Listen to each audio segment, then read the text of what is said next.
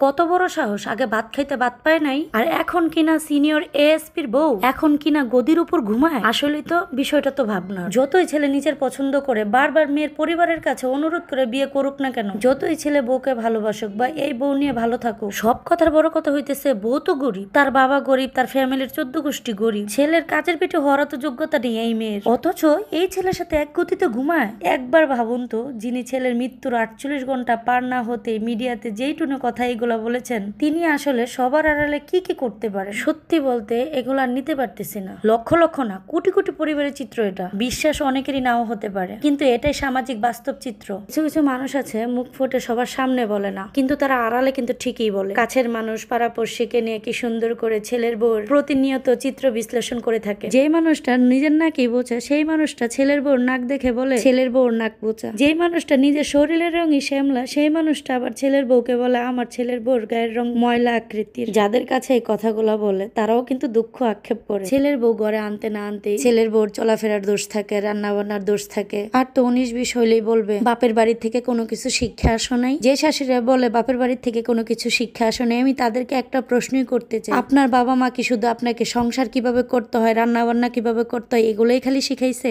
আমার এইটুকু বয়সে আমি যতটুকু জানি বা দেখেছি, কখনো মেয়েরা বাবার বাড়ি থেকে রান্না বান্না সংসার কিভাবে করতে হয় এগুলা শেখায় না। কারণ প্রত্যেকটা বাবা মাই জানে রান্না বান্না সংসার ভিত্তিক যত কিছু আছে এগুলা শেখার জন্য তার গোটা জীবনটাই পড়ে আছে। কিন্তু বাবা মার বাড়িতে যে আরাম আয়েসটা, এটা কোথাও নেই। একটা মেয়ে মানুষ বাবার বাড়িতে থাকেই কয়দিন, বড় জোর 22-23 বছর থাকতে পারে। তারপর থেকে যতদিন বাঁচে ততদিন তো সংসার, রান্না বান্না, ছেলে মেয়ে মানুষ করা, শ্বশুর শাশুড়ি দেখাশোনা করা, হাজবেন্ডের দেখাশোনা করা, এগুলা নিয়ে ব্যস্ত থাকতে হয়। একটা মেয়ের বিয়ের পর তো আরাম আয়েস থাকে না। আপনারা কয়টা মেয়েকে দেখাইতে পারবেন যে বিয়ের পরে বাবার বাড়িতে যেরকম আরাম আয়েসে ছিল শ্বশুর বাড়িতে ওই রকম আরাম আয়েসে আছে? 100%-এর মধ্যে হয়তো বা 1% দেখাইতে পারবেন, কিন্তু বাকি 99% আপনারা কোনোভাবেই দেখাইতে পারবেন না। আমার এই কথাটাতে অনেকে বলতে পারেন তাহলে কি 99% শাশুড়িরাই খারাপ? আমি সেটা বলতেছি না, সব শাশুড়িরা কখনো খারাপ হয় না, কিন্তু একটু চিন্তা করে দেখেন তো, কয়টা শাশুড়ি ছেলের বউকে মেয়ে করে রাখে? সবাই মুখে মুখেই বলে, কেউ কাজে করতে দেখায় না। আমি আমার মাকেও এই কথাটা বলবো,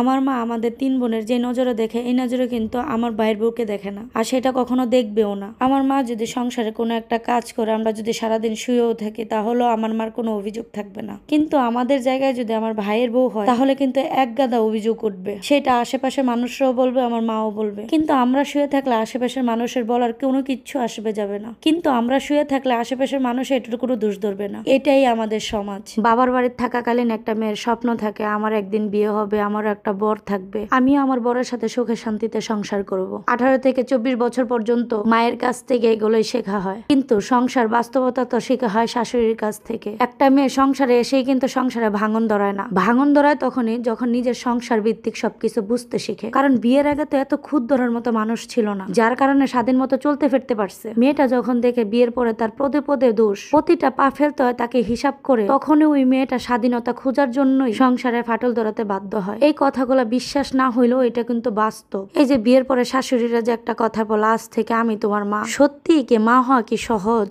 আপনি আপনার ছেলের প্রতি যে সহানুভূতি দেখাবেন সেটাকে ছেলের বউর প্রতি দেখাবেন? কখনোই না। আর ছেলের বউ যদি নিজের মা মনে করে, তাহলে তো সকালবেলা উঠে আপনার জন্য নাস্তা বানাবে না, শাশুড়িকে মা ভেবে কিন্তু 10টা-11টা পর্যন্ত ঘুমাবে, যেটা সে বাপের বাড়িতে করতো। বউ যদি 10টা-11টা পর্যন্ত আপনাকে মা ভেবে ঘুমাইতে থাকে আর নিজের বাড়ি মনে করে সে চলাফেরা করতে থাকে, তাহলে দেখবেন কত পরিমাণে অভিযোগ আপনার মধ্যে জমা হয়। এই জন্যই বলে শাশুড়ি কখনো মা হয় না, ছেলের বউ কখনো মেয়ে হয় না। কিছু কিছু শাশুড়িদের স্বভাব এরকম, ছেলে আর ছেলের বউর ভালোবাসা দেখলে তাদের শরীরে আগুন জ্বলে যায়, মনে হয় তার ছেলের বউ তার ছেলেকে ছিনায় নিচ্ছে। ছেলে আর ছেলের বউর ভালোবাসায় যদি না দেখতে পারেন, তাহলে কেন ছেলেকে বিয়ে করাইছেন? ছেলের সুখের জন্য কি বিয়ে করাইছিলেন, নাকি সারা জীবন কাজের বেটি বানানোর জন্য বিয়ে করাইছিলেন? যদি আপনাদের উদ্দেশ্য এটাই থাকে, তাহলে বিয়ে না করাইয়া বেশি বেশি কাজের বেটি করে রাখতে পারেন, তাতে আপনার ছেলে আপনার কাছেই রইলো আর ঘরের কাজও হইলো। আর কিছু ছেলের বউরাও আছে, শ্বশুর শাশুড়ি দেখলে তাদের মাথার মধ্যে বাড়ি পড়ে। তারা মনে করে আমার বিয়ে হয়েছে মানে হাজবেন্ড এটা আমারই, আমি পয়দা করছি, তার কোনো বাবা মা ছিল না, তার হাজবেন্ড কলা গাছ ফাইরা হয়েছে, এই জন্য তার শ্বশুর শাশুড়িকে তার দেখতে ইচ্ছা করে না। যেই মেয়েরা হাজবেন্ডের বাবা মারে দেখতে ইচ্ছা করে না, তারা দয়া করে বলবো, বাবা মা দেখে বিয়ে করিস না বোন, তুই একটা এতিম ছেলে দেখে বিয়ে করিস, তাহলে কোনো ভাই বোনও থাকবো না, বাবা মাও থাকবো না, তোর দেখতেও হইব না, একটা নিরালা সংসার পাবি। আর আশেপাশে কুটনিদের উদ্দেশ্যে একটা কথাই বলবো, আগে তোর নিজের সংসার সামলা, বাচ্চা কাচ্চা মানুষ কর,